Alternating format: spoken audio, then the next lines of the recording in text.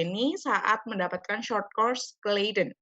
Dan ada juga beberapa tulisan Bu Deni, paper ilmiah, namun yang topik yang diangkat sangat menarik. Jadi seperti Indonesian Muslim Youth itu hijabnya bagaimana, lalu juga ada pernah mengangkat tentang hijab di basketball players. Jadi sepertinya fenomena yang terlihat sangat simpel bisa dikulik dan dikupas tuntas oleh Bu Deni. Tanpa membuang waktu lama, mari segera kita dengarkan apa yang akan dipresentasikan oleh Bu Deni. Silahkan Ibu Deni. Ya, terima kasih Bu Habibah. Assalamualaikum warahmatullahi wabarakatuh. Yang terhormat Ibu Rina Sari selaku Kaprodi Sastra Inggris Fakultas Humaniora UIN Maulana Malik Ibrahim. Yang terhormat Bapak Irfan Rifai selaku presenter utama hari ini, lecture series hari ini. Kepada Ibu, Bapak, rekan-rekan semuanya yang sudah bersedia untuk hadir hari ini, terima kasih, serta mahasiswi dan mahasiswa semuanya. Hari ini, perkenalkan, seperti yang dikatakan Bu Habibah, nama saya Deni Evita Nurrahmawati. Saya izin share screen ya.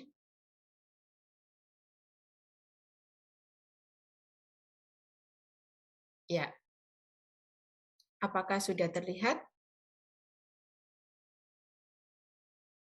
Sudah, Bu. Sudah, ya? Oke. Hari ini saya akan sedikit sharing tentang hijab hybridity and identity. Mari kita mulai. Oke, ya. Ada yang tahu apakah ini?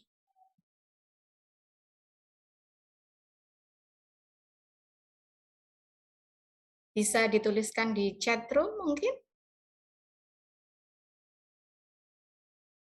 KTP, ya betul sekali Pak Akwin. Oke, Altaf, terima kasih. Pak Altaf atau Mas Altaf, terima kasih. KTP. Fungsinya KTP ini untuk apa ya kira-kira? Kalau kita tunjukkan atau kita diminta menunjukkan KTP ini fungsinya untuk apa? Bisa dituliskan di chat room. Identitas diri, oke, identitas. Ada lagi? Yang utama adalah menunjukkan identitas diri kita. Oke. Kemudian selanjutnya, ya ini, apakah ini? Pengenal untuk ikut vaksin. Terima kasih Pak Akwin. Tanpa KTP kita tidak bisa ya ikut vaksin, betul sekali. Selanjutnya, kalau KTP tadi berlaku kalau kita ada di Indonesia, dalam negeri. Sedangkan untuk paspor ini biasanya dipakai untuk menunjukkan identitas atau apakah hanya fotokah, identitaskah atau apa? Kalau kita di mana biasanya? Apakah berlaku di Indonesia atau juga di mana? Silahkan dituliskan paspor ini untuk menunjukkan apa dan di mana.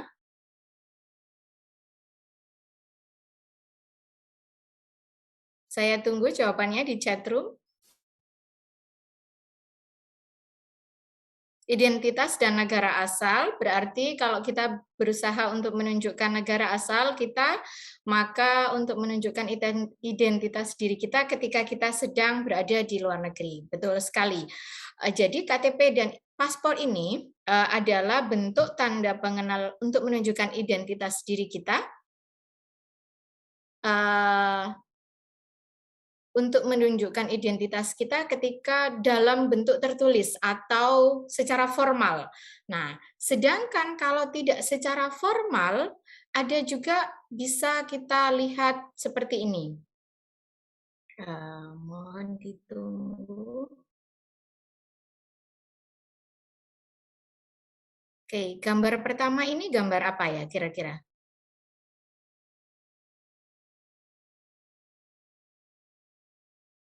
Ini gambar apa?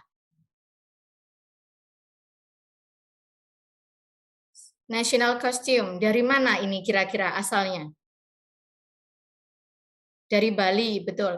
How do we know kalau ini adalah identitas yang menunjukkan national costume atau traditional costume kalau ini dari Bali? Bagaimana kita bisa tahu? Traditional costume, terima kasih Bu Mira. Kemudian, Bagaimana kita bisa tahu kalau ini dari Bali? Apa yang menunjukkan kalau ini dari Bali?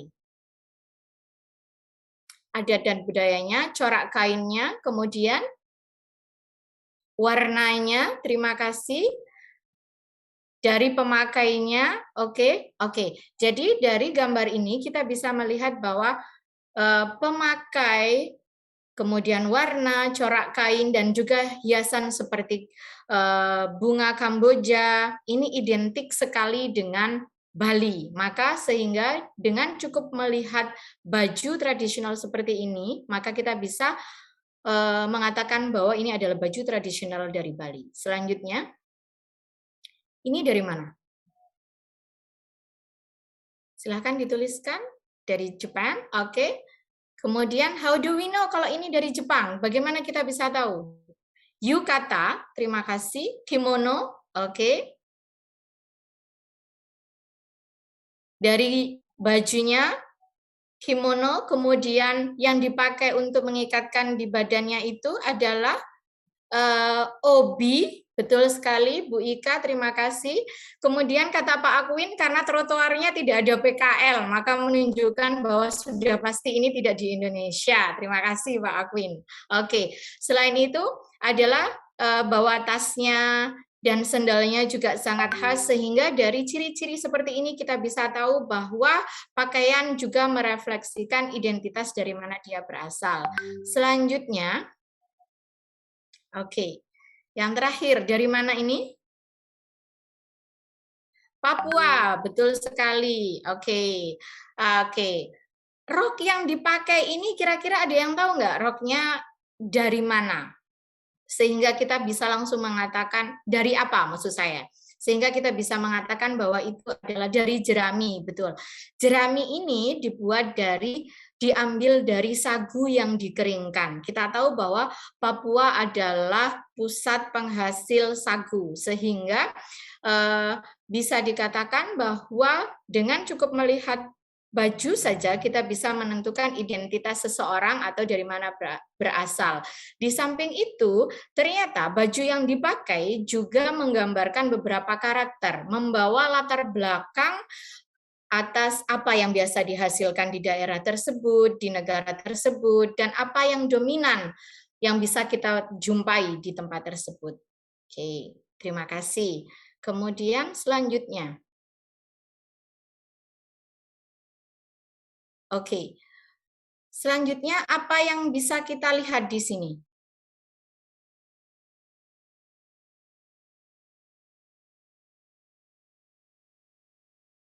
Silakan dituliskan di chat room. Kira-kira apa ini? Veil. Oke, how do we know kalau ini adalah veil? Kain. Oke, di yang sebelah kiri adalah kain, kemudian kalau sudah mulai membentuk di sini adalah kita bisa mengatakannya veil. Oke, terima kasih.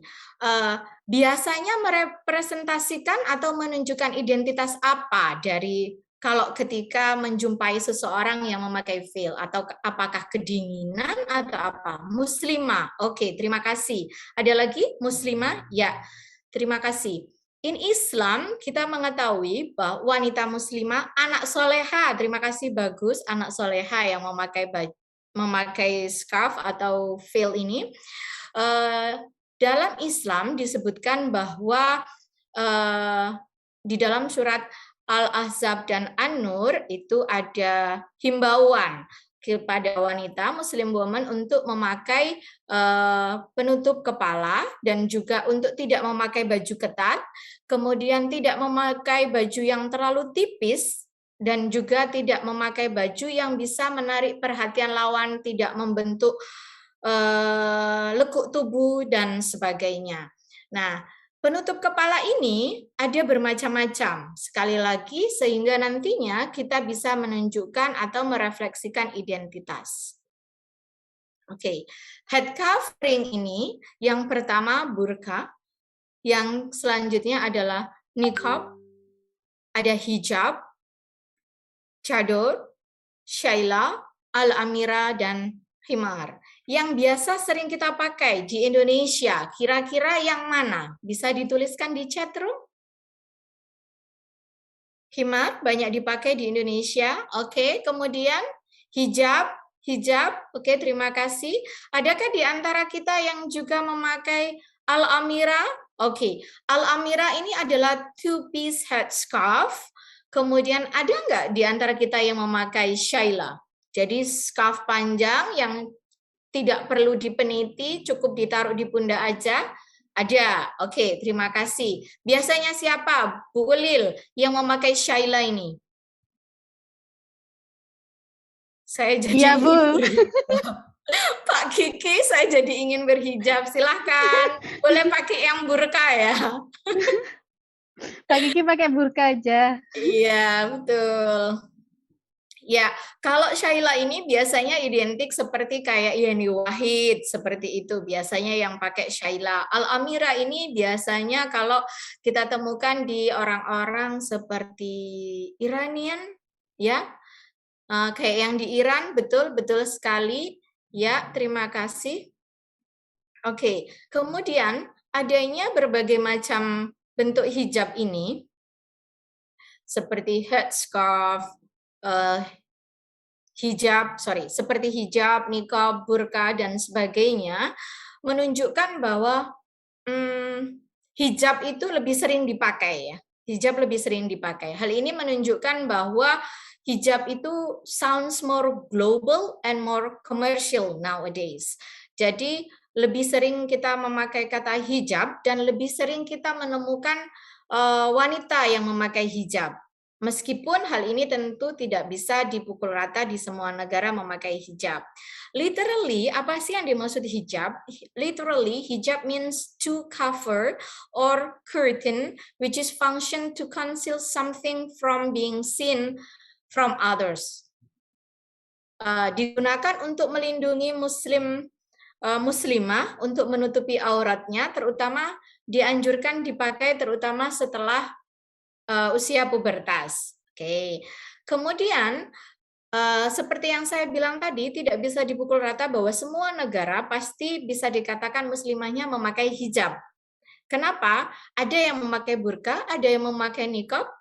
Hal ini juga dipengaruhi oleh kondisi geografik dan climates dan juga culture. Kalau di Indonesia cenderung kita memakai hijab. Kenapa? Karena di Indonesia cenderung climate-nya itu panas, tidak dingin, tidak terlalu banyak angin, sehingga kita tidak memakai baju yang materialnya terlalu tebal dan juga tidak memakai baju yang atau hijab yang berwarna gelap. Jadi ada modification di bahan yang dipakai, ada modification di warna yang dipakai, dan juga ada modification dari style yang dipakai supaya lebih ringkas mungkin, karena di Indonesia kebanyakan pakai motor daripada kalau kita pakai hijab yang terlalu panjang mungkin tidak bisa lebih ringkas kalau pakai helm seperti biasanya kita motoran dan sebagainya. Oke. Untuk lebih jelasnya, di sini dibedakan antara niqab dan burka, supaya lebih jelas. Pak Kiki lebih minat yang mana, niqab atau burka? Kalau di burka ini semuanya tertutup, hanya di bagian mata ada sedikit kayak semacam jaring-jaring atau apa yang memudahkan untuk melihat. Tapi kalau di niqab, itu matanya masih tanpa tutup, masih terbuka. Oke. Kemudian, nah di gambar kiri atas yang ada beberapa cewek yang itu bisa dikatakan tadi berarti kategori hijabnya yang mana ya? Apakah Shaila atau Al-Amira? Kalau dua jenis kerudung, bisa dituliskan di chat room.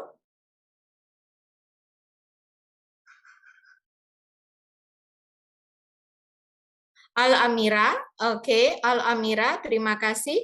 Kemudian kalau yang di bawahnya, yang memakai yang memegang kertas itu kategorinya memakai apa ya? Shaila, oke, terima kasih. Nah, dari foto tersebut kita juga bisa melihat dari wajahnya, dari background-nya pegunungan dan sebagainya, itu juga menunjukkan dari mana mereka berasal. Sehingga kita bisa mengatakan bahwa bentuk hijab itu juga dipengaruhi oleh culture-nya, latar belakang dia berasal, dan berbagai macam alasannya.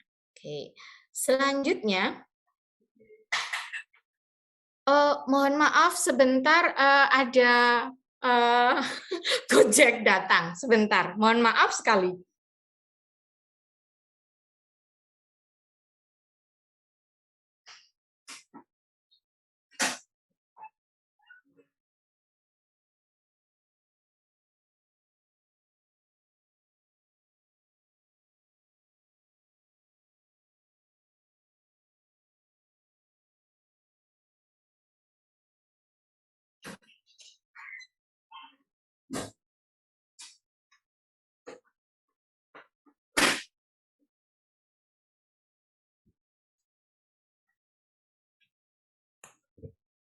Mohon maaf, saya kembali lagi.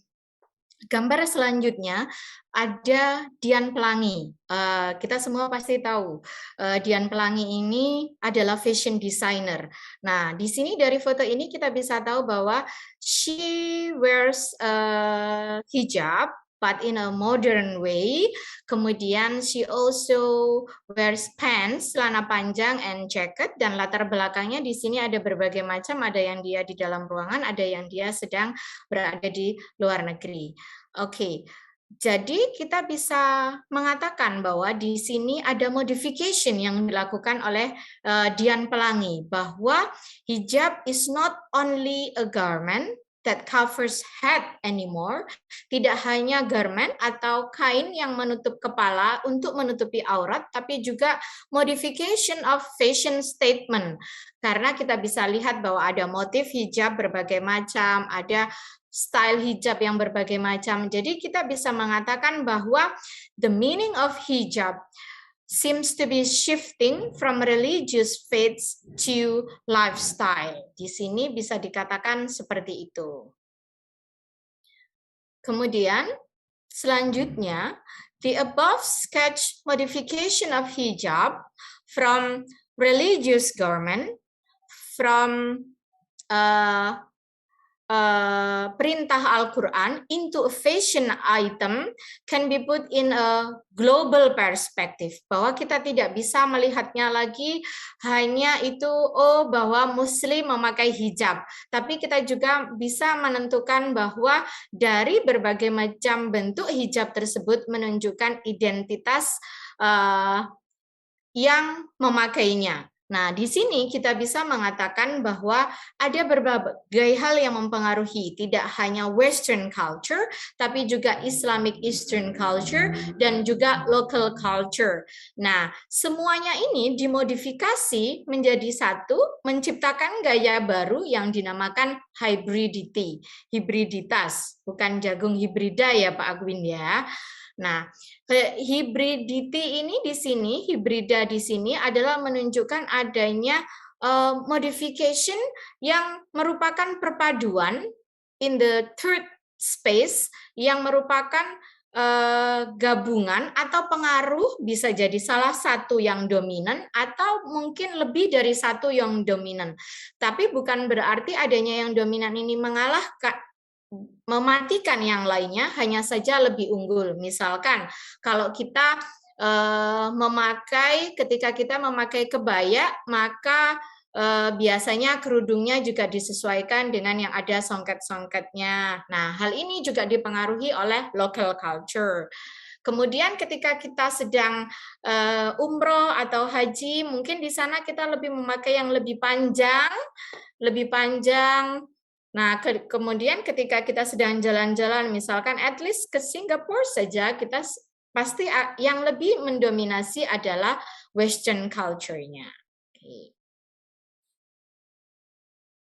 Selanjutnya, saya ingin menampilkan sebuah video.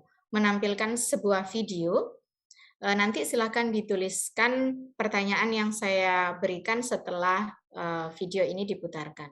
Monggo. I always knew that this was going to be a step that I would take. At first, I was a little hesitant because I knew things were going to change. Bisa But terdengar then I ya decided it audionya? was the right decision to make. So on the 1st of January 2004, my journey began and I finally decided to put on the hijab. Every girl who puts on the hijab is faced with some sort of obstacle. For some, it's their families not wanting them to wear it. Others have self-esteem issues with it. Others face doubts about it. The challenge I faced was one that many others have also faced. Starting and going to a high school with hardly any Muslims and where you're the first Muslim people have met was no easy task. As teenagers, fitting in is the most fundamental thing in high school. Having no friends in high school is something every teenager tries to avoid. So I tried to be like them. Whatever the latest trend was, I went along with it. Not just that, but I needed to keep up with the latest beauty standards. Looking in the mirror for me was an exercise to try and pinpoint all the things wrong with me and that I needed to change. My self-esteem became dependent on the makeup I wore. On top of this, there was no way I could hide the fact that I was not like the other kids at school. I was embarrassed and I would often ask myself why I needed to be so different. So I went about my high school life struggling with my identity, trying to answer the question of who I was really. The truth is, I felt extremely lonely. Looking back, the reasoning why I was so embarrassed of who I was because I had yet not fully understood the hijab. I thought the hijab was purely about modesty. I thought the hijab was there just to protect women from the gaze of men. But unfortunately, that was a very shallow and two-dimensional understanding of the hijab. It was not until I got to uni and started to take learning about my religion seriously that something happened. I fell in love. I fell in love with the hijab because I came to understand that it was not simply a piece of fabric draped over my body to conceal beauty and preserve modesty. It was a physical manifestation of my submission and connection with my Lord, an external representation of my inward spirituality.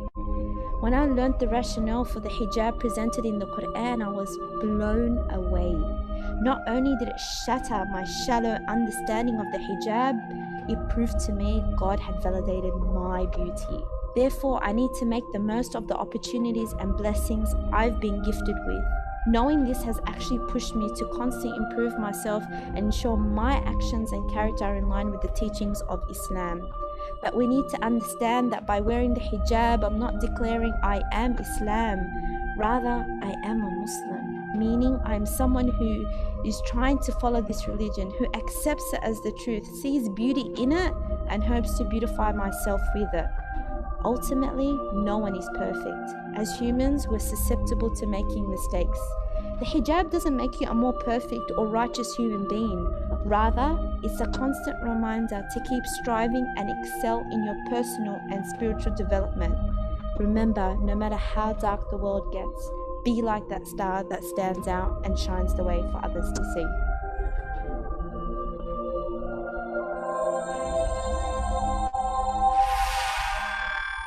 Oke, terima kasih sudah menyaksikan videonya. Silahkan dituliskan kira-kira video ini tentang hubungan antara hijab dengan apa. Bisa dituliskan di chat room, silahkan. Hijab dengan Tuhan. Selanjutnya, merefleksikan apa juga yang dia mengalami struggling. Apa yang sedang dialami, struggling dengan apanya? Saya tunggu jawabannya di chatroom hijab and culture dengan lingkungannya. Oke, terima kasih. Kemudian ada lagi, saya tunggu satu lagi. Hijab dengan identitasnya. Oke, terima kasih. Ya, betul semuanya. Bahwa di video tersebut menunjukkan bahwa gadis tersebut ketika mulai memakai jilbab mengalami struggling.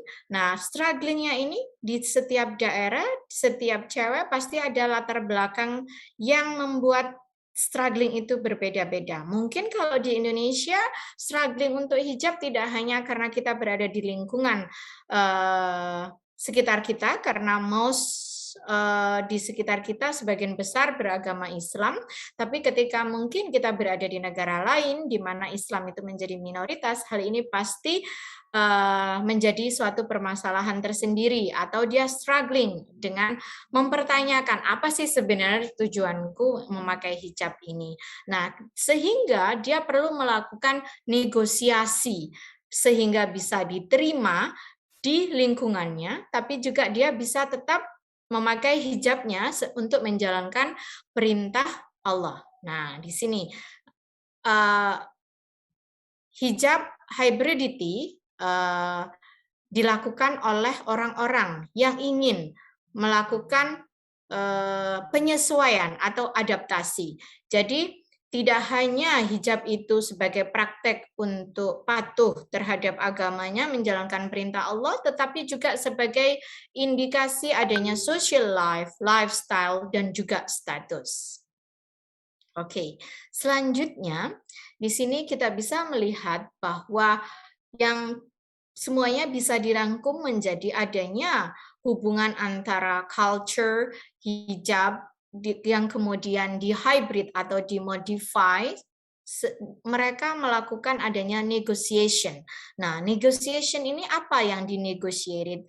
Nah, di sini mereka melakukan negotiation untuk menunjukkan atau merefleksikan secara tidak langsung menggambarkan identitasnya mereka. Karena apa? Identity that has a very close connection with appearance. Jadi ada hubungan yang sangat erat antara appearance kita, yang kita nampakkan, yang kita tampilkan dengan identitas kita. Nah, appearance ini yang nantinya akan membedakan kita dengan style kita antara sesama muslim, atau tentunya mana yang muslim, mana yang tidak. Kemudian pemakaian jilbab ini juga menunjukkan, merefleksikan gimana mereka perceive self-image-nya mereka. Seperti apa sih mereka merefleksikan diri mereka ketika berada di lingkungannya mereka. For example, mereka itu sebagai, misalkan contohnya, kita sebagai mahasiswa, identitas kita sebagai mahasiswa atau mahasiswi UIN, maka seperti apa yang kita tunjukkan, look-nya kita seperti apa, appearance kita seperti apa.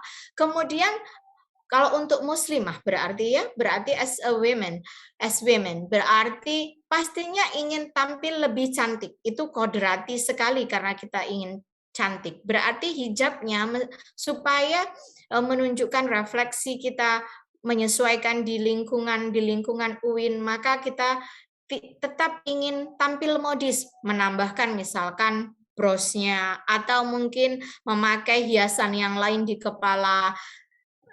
Namun tidak juga lepas dari peran kita sebagai seorang mahasiswi. Nah, berarti modelnya yang gimana? Apakah mau sporty, misalkan mengkombinasikannya dengan memakai celana, atau bagaimana, atau dengan tas yang dibawa supaya hijabnya tidak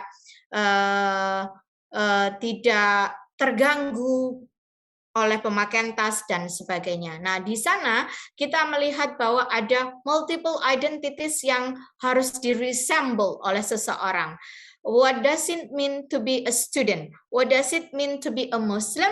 What does it mean to be a woman? Dan semua itu adalah contents of identity. Semuanya merefleksikan identitasnya. Kemudian,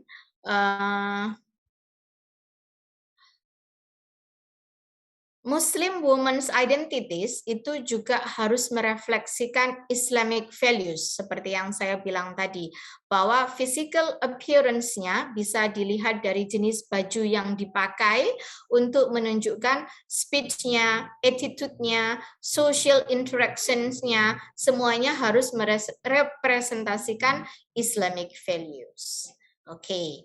Nah, kemudian apa yang bisa kita simpulkan? Yang bisa kita simpulkan adalah bahwa pemakaian hijab itu yang dimodifikasi atau hijab hybridity itu adalah suatu bentuk identity negotiation.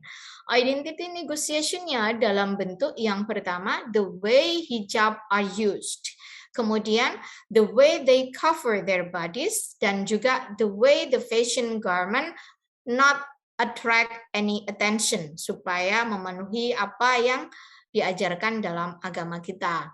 Kemudian, Muslim women juga try to show their piety to the religious, tapi juga at the same time being modern. Saya tidak mengatakan bahwa ketika kita memakai hijab kita itu udik atau deso atau apa. Yang saya katakan modern di sini adalah berbagai jenis kehidupan, situasi, kondisi yang saat ini, sehingga Muslim women ini melakukan hijab hibrida ini adalah untuk tujuan menunjukkan bahwa mereka ingin tetap mematuhi Islam, to show their piety, but also at the same time being modern. Yang terakhir, they do not only reflect their identities as beautiful and modern women, but also as Muslims. Oke.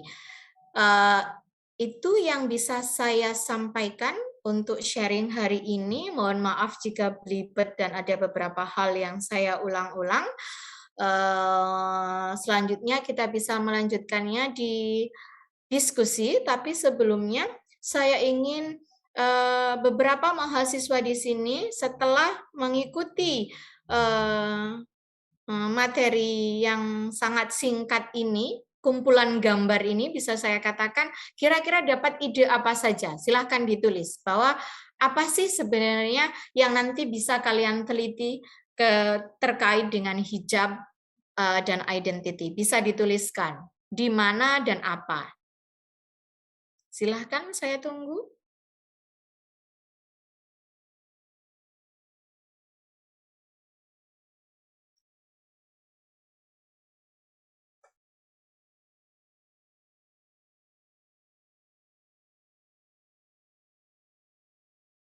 Belum ada yang menuliskan, saya tunggu satu aja mungkin. Kira-kira dari ini, sharing hari ini, adakah yang sudah mendapatkan inspirasi seketika langsung, oh saya mau nulis tentang ini, ada nggak siapa? Mungkin dari teman-teman yang lain, yang meskipun bukan mahasiswa, mau berkolaborasi, menulis tentang apa, silahkan dituliskan, monggo.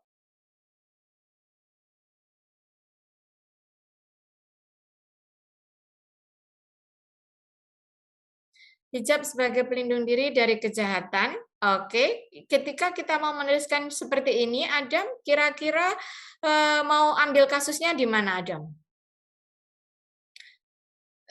Bahwa kita bisa mengambil data nggak cuma dari di sekitar kita, nggak cuma dari komunitas-komunitas yang berhijab, tapi juga bisa mengambil data dari Instagram, dari TikTok, atau dari YouTube, itu juga bisa dimanfaatkan. Kira-kira hijab sebagai pelindung diri dari kejahatan yang mau diambil oleh Adam ini, mau diambil dari mana datanya?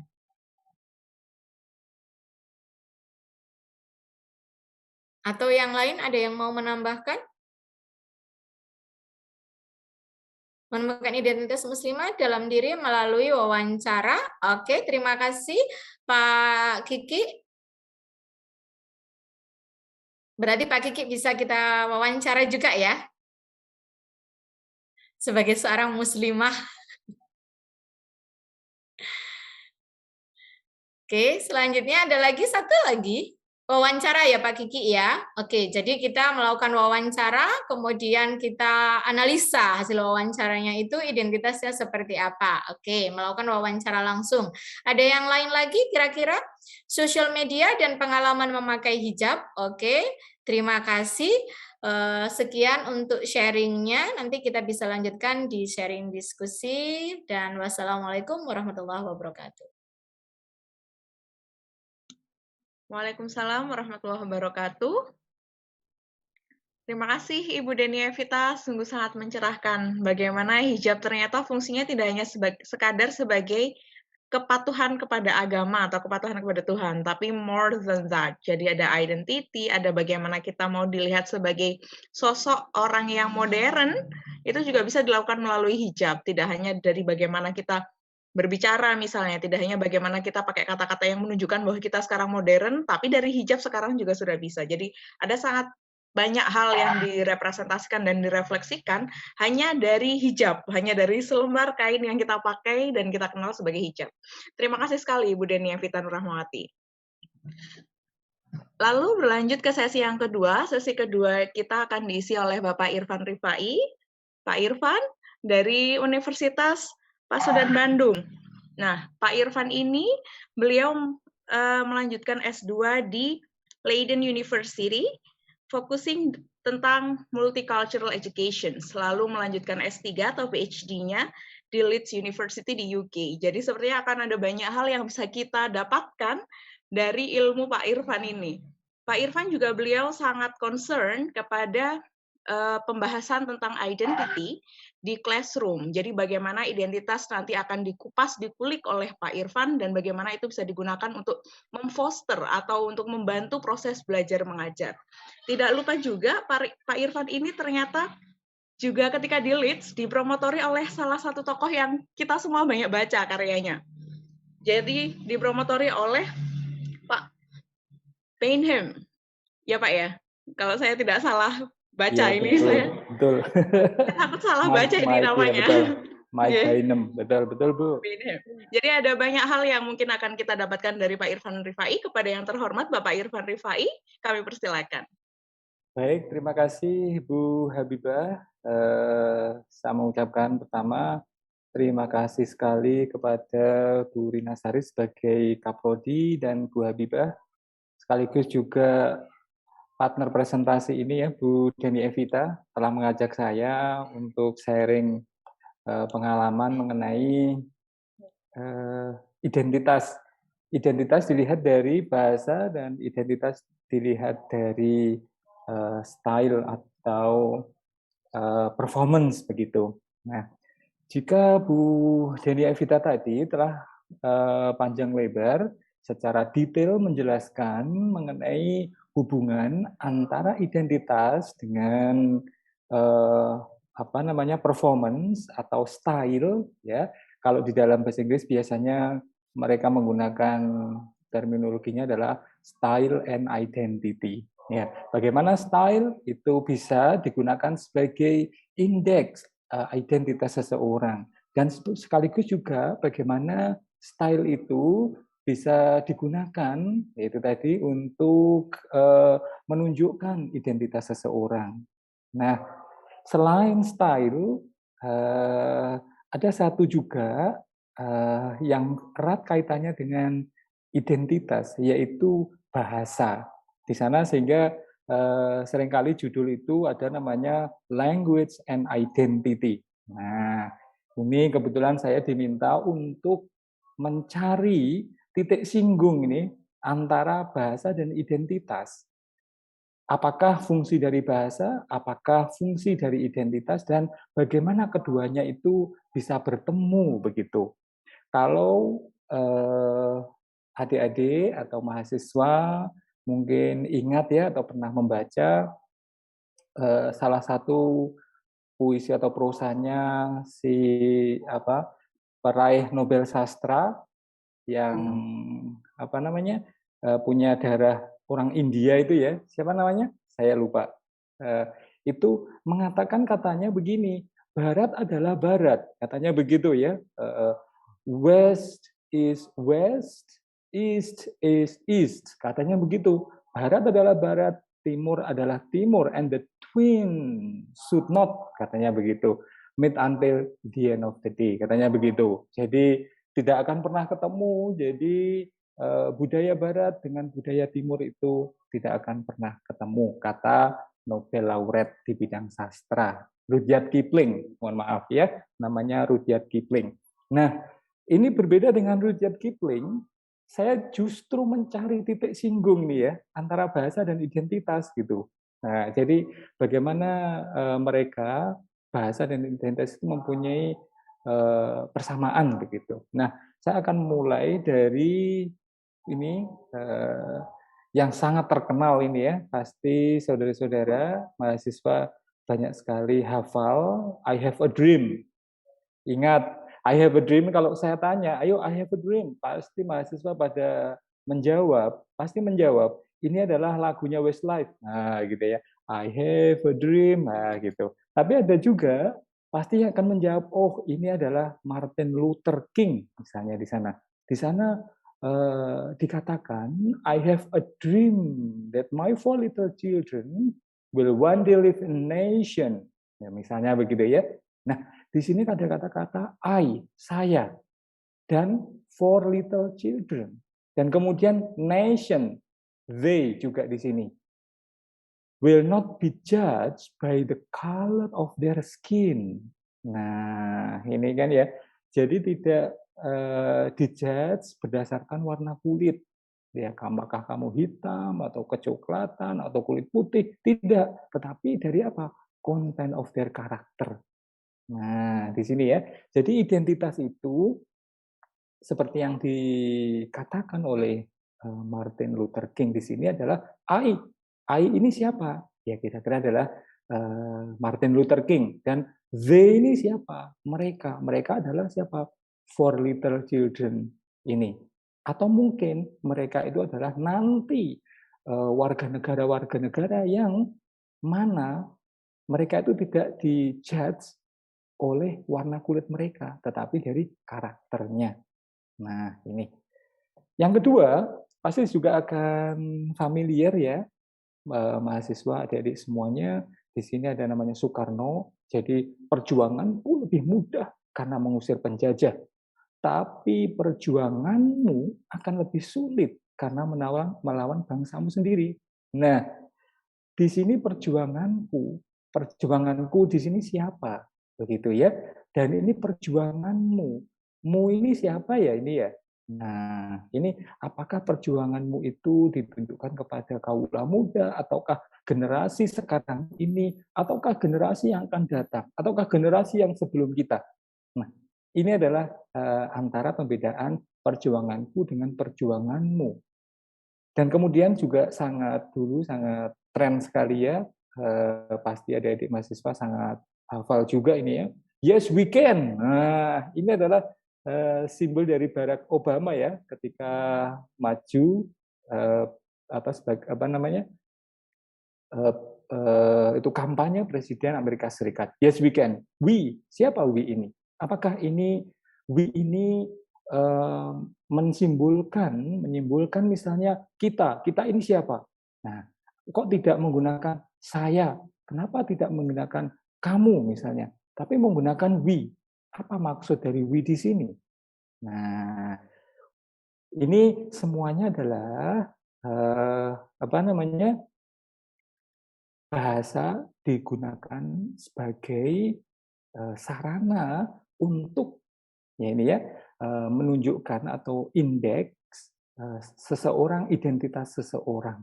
Ya, di sini kita lihat identitasnya adalah I misalnya, they identitas mereka. Jadi mereka itu jangan dilihat dari warna kulitnya, tetapi dari karakternya, misalnya begitu. Dan ini juga begitu. Kenapa Barack Obama we misalnya? Mungkin banyak analisis mengatakan bahwa we di sini ini sebetulnya adalah kategorisasi, mengajak tidak hanya Barack Obama, tapi semua masyarakat, semua warga negara Amerika Serikat untuk membangun, misalnya begitu. Sehingga mereka menggunakan, mohon maaf, Barack Obama